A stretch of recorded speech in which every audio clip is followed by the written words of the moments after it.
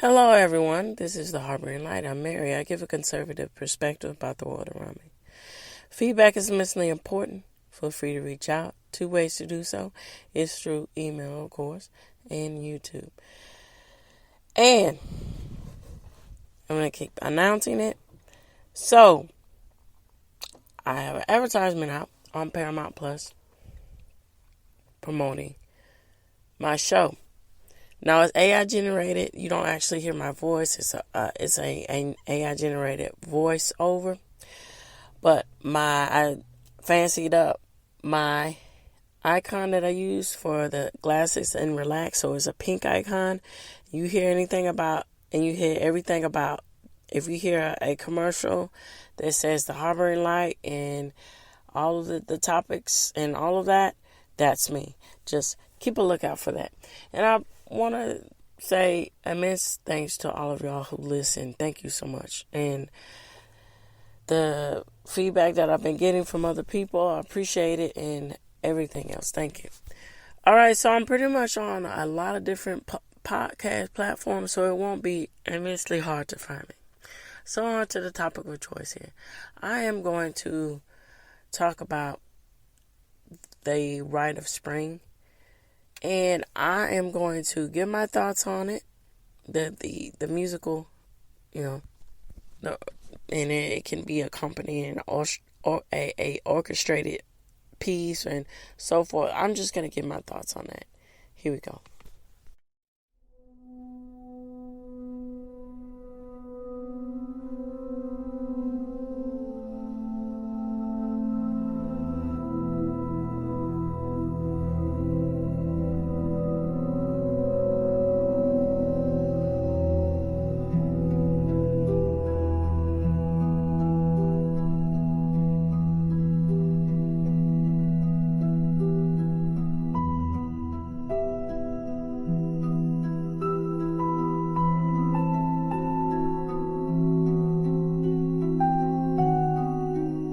All right, so why talk about this?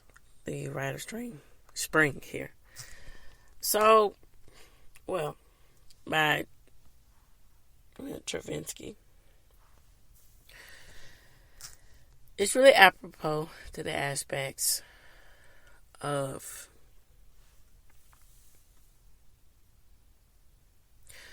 time binds to interpretations of what we think and what's the meaning behind the season of spring. And that's for one. And secondly, I remember when I was taking a music appreciation class. You know how you have to take those introductory, filler classes when you're starting college, for those who've went to college and everything. And it was one of those, listening and learning about this particular piece. It's one of those interesting concepts of using sound to accompany a story. And it really stuck out to me because of how the subject matter is very bleak and how the music, different, because you really, to do it right, you have to have a full orchestra. And then how all the minor details to, emphasize, oh, hey, this is what's going to happen next, and that's what's going to happen. Hey, this is a bleak turnout because you think it's going to be something, wrapped up neatly and fantastical, beautiful, but it's actually not that when you get into subject matter, which I will go into detail after this. But there's also, it was a lot of stuff going on at the time, when you think about the early 20th century. And then you get the movement with expressionism, with the German expressionism. Now I'm thinking back in my art history. That was a little bit before, I think, but it was still, making its wave. and being more defined in the earlier part of the 20th century throughout, and then closing up and with the 20th century and beyond. And so particular artists were, whether it was musical or by a different medium, they were finding a way to express the aspects of what they were experiencing in the modern world. And the screen, for instance, is a really good example to wrap all of this up. So when you look at that painting, it's very jarring, and even the muted colors, everything, it just puts you aback. And there's been so many cultural references to that painting. But again, it was a means of expression, of reflecting the times. That's what it was supposed to be. And as I said before, music a lot of times can express things that can't easily be said, and rather be visually presented or written or so forth. And so the fact of the Rite of Spring talking about the aspects of being realistic, not trying to, because that's a funny thing when it comes to mythology, particularly Greek Roman mythology. It's either one or two things. It's fluff and it's pretty looking and so forth, and then it's just all the gore and sex and all that. But the interpretation to merge those two ideas together into talking about something other than sex, violence, or what have you, when it comes to mythology, is really a feat with the power and the impact that, if you allow it to, art can give you. So with this said, here we go. I'm going to get into the facts of everything. So this is from, I'm going to read from two sources. So this is from Classic FM, and it's entitled The Story Behind the Rite of Spring. So this is what the writer is saying. It says, I was guided by no system whatever, and least sacred de Printemps, wrote Igor Stravinsky in 1961. Said, I had only one ear to help me. I heard and I wrote what I heard. I am the vessel through Lee Sack passed. And this is a quote from Stravinsky. Okay, so let's go on to see. Stravinsky's ballet score is in a landmark in music. It's French and Russian. The titles translate literally to the coordination of spring. So its English title, The Rite of Spring, leaves a subtly chilling dimension for the scenario. It is a pagan ritual in which a sacrificial virgin dances herself to death. So this is what I'm saying. Hold on, I'll be right back.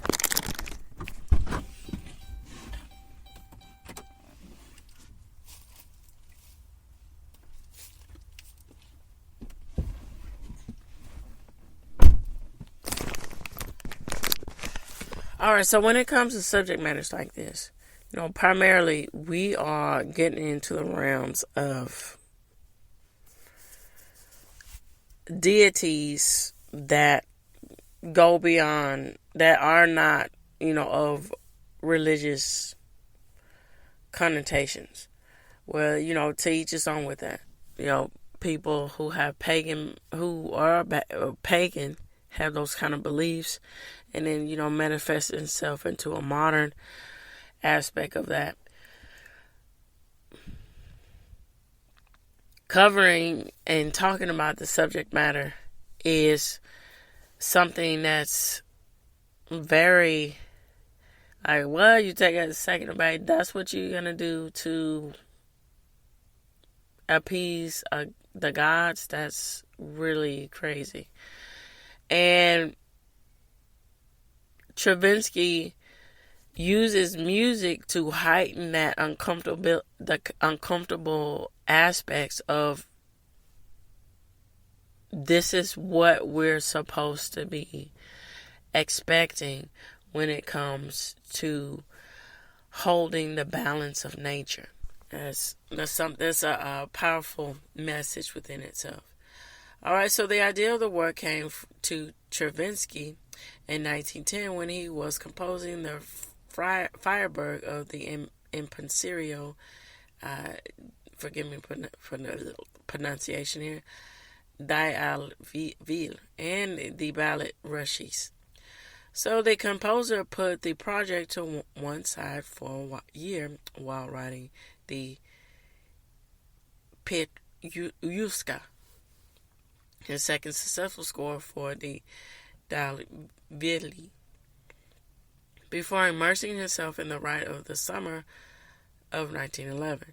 So the archaeologist and the folklorist Nikolai Roerich was an integral part of the creative process, providing Stravinsky with drawings from the scene of the historical rites. The score was written in a rented house in Clarence, Switzerland, in a tiny room with just enough space for an upright piano, a table with 2 chairs. To add on to this, Stravinsky completed the composition, 2 parts of roughly equal length, so the Adoration of the Earth and the Sacrifice, by the beginning of 1912, and finished the instrumentation by the late spring. Its premiere at the Theatre des Champs Elysees on May 29th of 1913 was conducted by Pierre Monteux. Oh yeah, let me go back. Pierre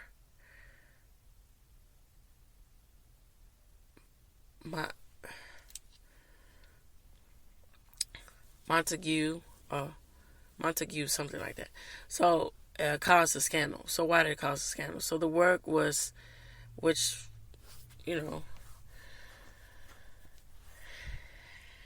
and this is the reality of the situation. It was very scandalous because of the violence and the wreck from every musical tradition that has been going on before. So, as I was saying about the aspects of being brutal, with the subject matter is very brutal. And then, delving into the aspects of the subject matter that can be thought of a lot of times when it comes to Greek mythology. That's what it is. That's what's presented a lot when it comes to Greek mythology, mythology in general when this comes to the subject matter.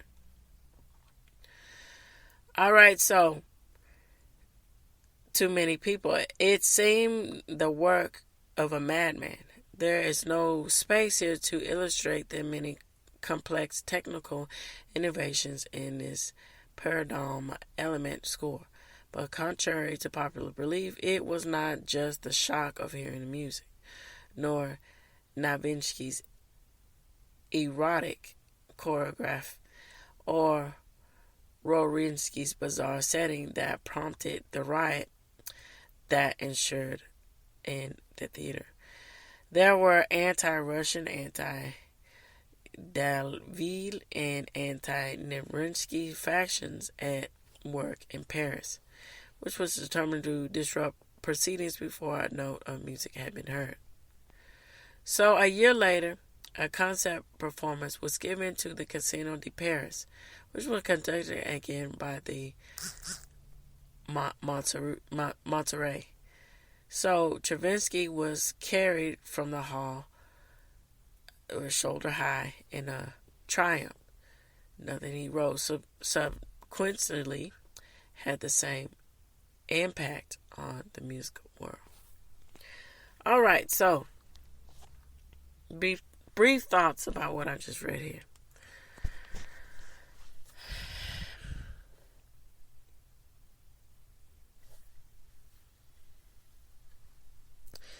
This was a time where it was really, going on to the dawn of, World War One in its peak, and that's one thing to think about. And it was a time to uproot and get out in the streets too, so to speak. And it's very interesting how things recircle itself in the aspects of where it be political movements or, ideologies here. And, this whole thing with being nationalism and propaganda was really sweeping people left and right all over, especially when it comes to the aspects of Russian and French relations and all these kind of things. And so using this as a tool to delve in into these subject matters, that's really something else. So, and, not to be subtle with it too, it's a reflection of the aspects, again, of how, political stands and ideologies of what you believe in kind of don't really change when it comes to, there's more extremes, and then, people get extreme, push the bullet here, there, as far, as generations go on. But the impact of, hey, I'm going to fight against something, it kind of is in the same wheelhouse here. All right, so with this said, I'm going to get on to another interpretation about this. All right, so now this is from the Rhode Island Philharmonic Orchestra, and if I'm not mistaken, so those were originally written on April 11th of 2023. So they were going to perform this. All right, this is when they were going to perform this, the Rite of Spring. So on April 15th, conductor Sasha Gotez and the Rhode Island Philharmonic Orchestra represent the Rite of Spring with violinist James Innes. So, it was last performed on May 2nd of 2009 with Larry Wycliffe conducting. This piece is scored for 2 flutes, and I'm going on a list of which it entails to get the right sound here. So 2 piccolos, so alto flute, 3 oboes, 2 English horns, 2 clarinets, 2 basses, and 2 bass clarinets, and you have to have it in E flat clarinet, and 3 bassoons, 2 contrabassoons, 7 horns, Wagner tuba, 3 trumpets, piccolo trumpet, bass trumpet, 3 trombones, and 2 tubas, timpani, and the percussion and strings to accompany everything. So the story in the autobiography of Igor Stravinsky takes that when finishing the Firebird in 1910. And so let's see what else they have to say about this interpretation. So, all right, so it says that the impresario of the ballet of the Russians immediately recognized the balladic potential of Stravinsky's idea. However, in the next year came the piano of the construct that grew into Stravinsky's second ballet. So the Perestroika. Forgive me for the pronunciation. It's Pierce Stryker, that is. So finally, in the summer of 1911, Stravinsky would set to work on the Rite, following a scenario prepared by his associate Nicholas Roeg. Stravinsky completed Part 1 by Christmas, and by the spring of 1912, about half of Part 2 was ready. However, Dalvey decided to postpone the production until 1913, so Stravinsky did not complete the score until the end of March of that year, just 2 months before its premiere. So, Part 1. So, the prehistoric youth of Russia is revealing in the games and dance of spring, and they adore the earth and the saga who remains stage who remains them in the sacred rites. So, Part 2. The spring to return. These men believe they must sacrifice a young girl, the chosen one among them. She is left alone in the forest, and the ancestors come out of the shadows like bears from the circle. So, inspired by them, the chosen one dances in rhythms and marked by long symphonies when she falls dead. So the ancestors approach and, picking her up, lift her toward the skies. The intellectual and artistic world of Paris may have been ready for such a shocking theme, for primal dance movements, and for the masterful yet strange music that brought it all alive. However, the wealthy patrons and more traditionally minded ballet goers definitely were not. They apparently took the work as a personal affront of the famous premiere of on May 29th of 1913. With the unexpected disturbance among the audience broke out, nearly became a riot. So, because of this riot, this is what Stravinsky wrote out of response to. So, as the actual performance, I am not in a position to judge, as I left the auditorium at the first bars of the prelude, which had at once evoked Derive's laughter. I was disgusted. These demonstrations, at first isolated, soon became general, provoking counterpart demonstrations and very quickly developing into a terrific uproar. I had to hold Novinsky's The Choir by the clothes, for he was furious and ready to dash on the stage at any moment, and created a scandal. Dalvey kept ordering the electricians to turn the lights on or off, hoping that way to put a stop to the noise.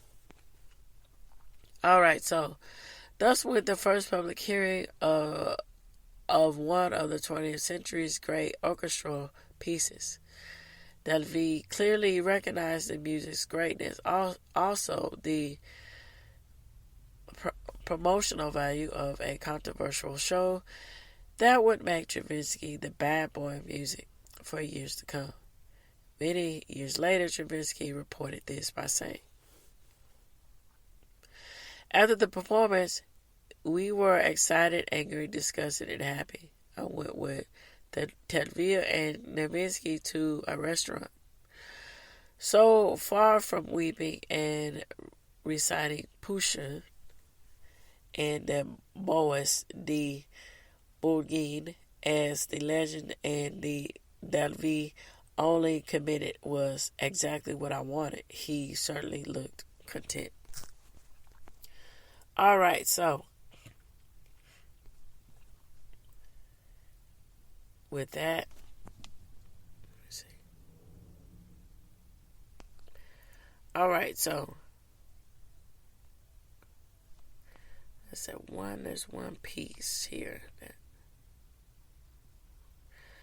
Alright, so I want to read this to wrap this up.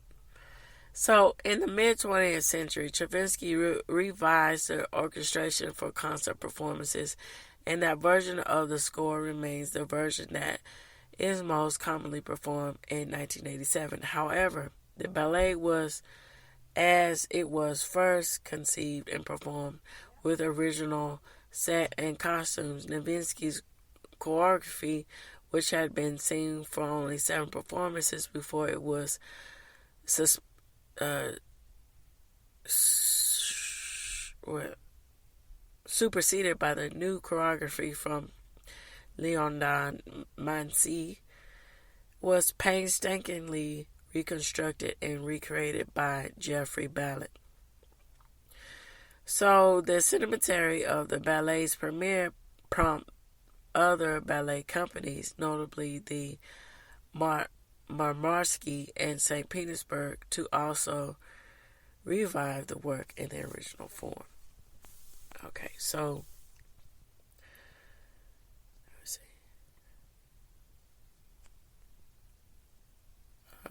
Make sure I have everything here.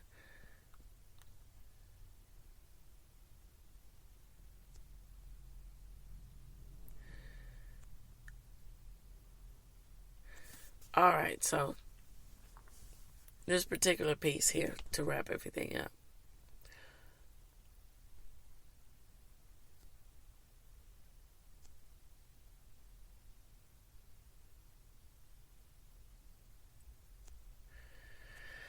So I think this one line here wraps everything up with the source that I'm reading from. So it says, the Rite of Spring still strikes many contemporary listeners as a startling modern work. And it says, its opening performance provided one of the most scandalous premieres in history, with pro and con members of the audience arguing so volubly that the dancers were unable to take their cues from the orchestra. Now,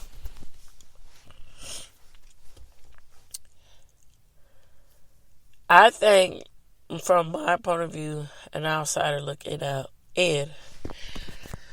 Now, as I said before earlier, with the aspects of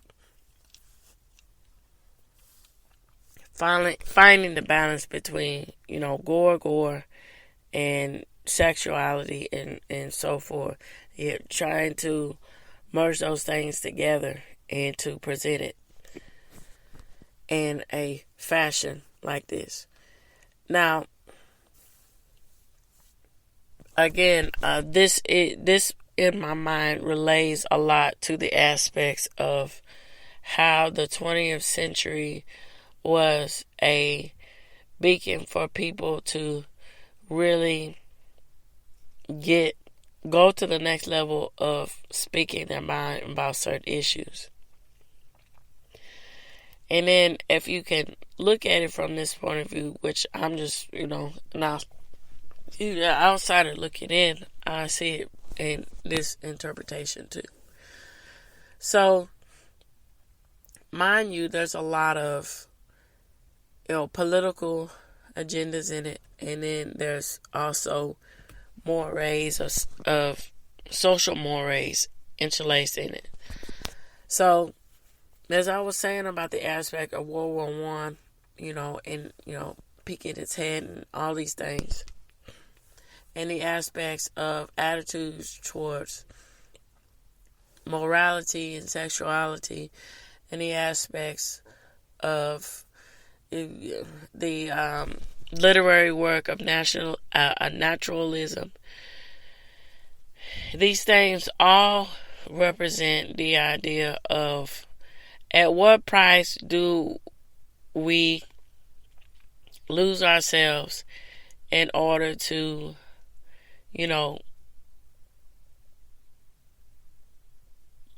restore order. And in this aspect of restore order, or giving us what we want or need, for the sake of the country,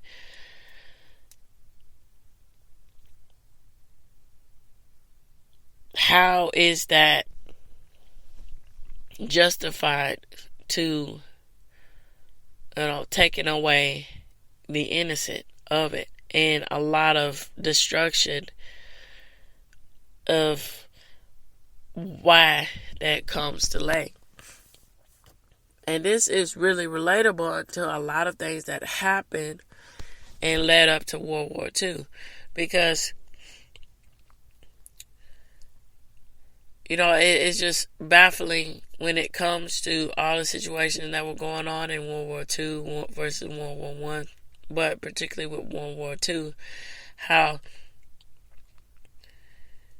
people were just completely okay with the aspects of looking at, when we get into socialist commentary and get into, real Nazis here with Adolf Hitler and then going back to that in the time of the Rite of Spring, real fascisms, fascist people with Mussolini and all these things.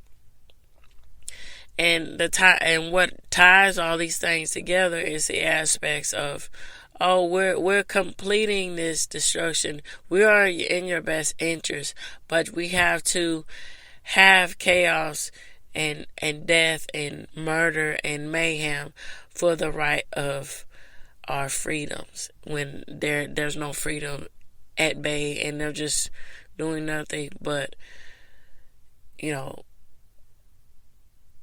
manipulating for their own greed. And that's something that could be also interpreted in the aspects of this particular piece with the Rite of Spring. And also, there's so many different, after the Rite of Spring, this particular ballet, different plays, and the list goes up when we get into the middle part of the 20th century and beyond, and then when we get into the 60s and so forth, of exploring the aspects of talking about political and subculture in a means of ways that's not very comfortable, and and then showing you and presenting you for the shock value. So and it's up to the viewer to take it for what it is or take it for what it will. And then also with the aspects too, from this point of view, with the mindset of, which is unfortunate when we get into the aspects of art and culture.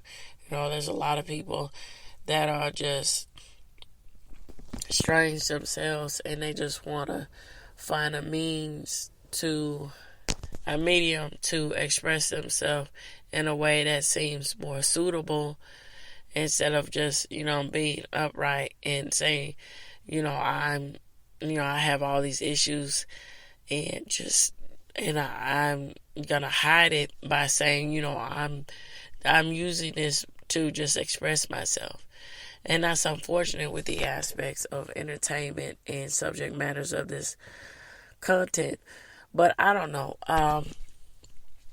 This Rite of Spring, to wrap everything up, this particular piece is really particularly interesting with the aspects that he was willing to really